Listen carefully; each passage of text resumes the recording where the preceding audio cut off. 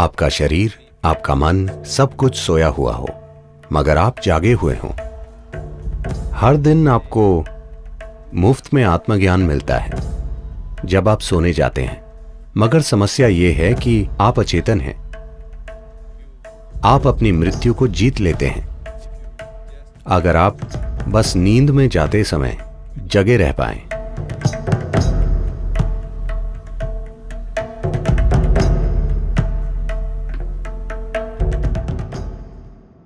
जिसे हम शिव कहते हैं, उसके कई पहलू हैं। असीम वास्तविकता को शिव कहा जाता है। सबसे महान योगियों को शिव कहा गया है। उनके नृत्य को शिव कहा जाता है, उनके संगीत को शिव कहा जाता है, उनकी स्थिरता को शिव कहा जाता है। मगर इन सब में उनका योगी होना सबसे महत्वपूर्ण है,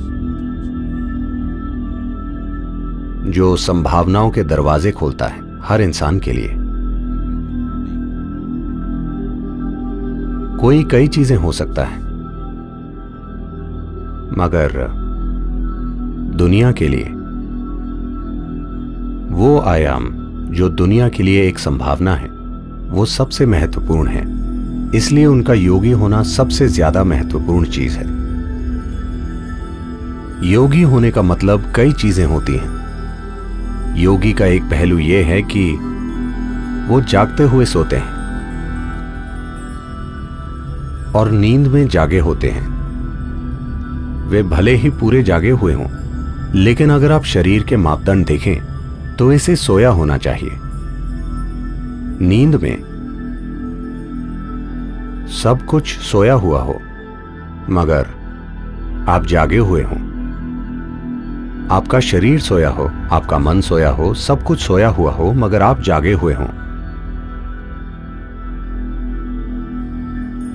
जब आप गहरी नींद में होते हैं, आप अस्तित्व के साथ पूरे तालमेल में होते हैं, अस्तित्व के साथ एक होते हैं, है ना?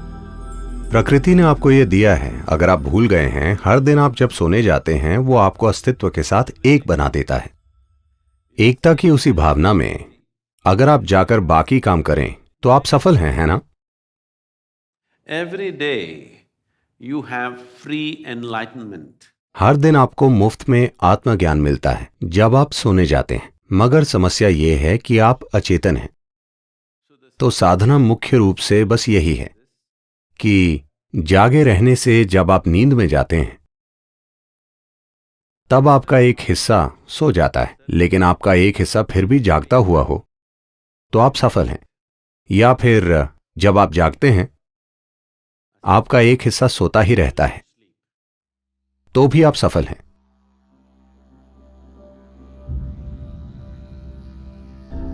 अगर आप एक ही समय में जागे हुए और गहरी नींद में हैं, आप उसी समय में नींद में हैं और जागे हुए भी हैं, इसे तुर्य कहते हैं। जब आप तुर्य की स्थिति में होते हैं तो हम आपको मृत्युंजय कहते हैं, मतलब आप मृत्यु से परे हैं। क्योंकि अगर आप नींद में भी जगे हो सकते हैं, तो आप तब भी जगे होंगे जब आपको शरीर छोड़ना होगा। ऐसे व्यक्ति के लिए मृत्यु का कोई सवाल ही नहीं है, क्योंकि जीवन और मृत्यु एक ही समय घटित हो रहे हैं। सिर्फ अज्ञानी लोग ही सोचते हैं कि अभी मैं जीवित हूं और एक दिन मैं मर जाऊंगा। नहीं, दोनों एक साथ ही हो रहे हैं। वे असल में दो अलग चीजें नहीं हैं। सिर्फ समझने के लिए हमें उन्हें बांटना पड़ता है, वरना वो सिर्फ जीवन और जीवन ही है। जीवन का एक आयाम और जीवन का दूसरा आयाम। तो इस तरह जीवन के एक आयाम से दूसरे आयाम में जाना एक आसान मार्ग बन जाता है। हर दिन ये मार्ग आपके लिए मौजूद होता है, यानी जगने और सोने के बीच। ये जीवन और मृत्यु जैसा ही है। अगर आप जानते हैं कि इस मार्ग का लाभ कैसे उठाएं, अगर आप उस आखिरी पल तक सजग रहते हैं, क्या आप कभी जान पाते हैं कि आप वाकई कब सो गए? आपको लगता है कि आप जगे हैं, मगर कुछ ही देर में आप नहीं जानते कि आप कब सो गए। अगर आप उस पल तक खुद को ले गए तो वो मृत्यु के समय चेतन होने जैसा ही है। आप अपनी मृत्यु को जीत लेते हैं अगर आप बस नींद में जाते समय जगे रह पाएं। देखिए, यह आपके लिए एक अवसर है, मृत्यु के लिए सबसे अच्छी तैयारी है। कोशिश करें कि चेतन रहकर नींद में जाएं। एकदम सो जाने की बजाय अगर आप चेतन रहकर जागे रहने से नींद में जा सकते हैं तो मृत्यु एक खेल बन जाएगी। तो नींद का क्षण एक बड़ा अवसर है।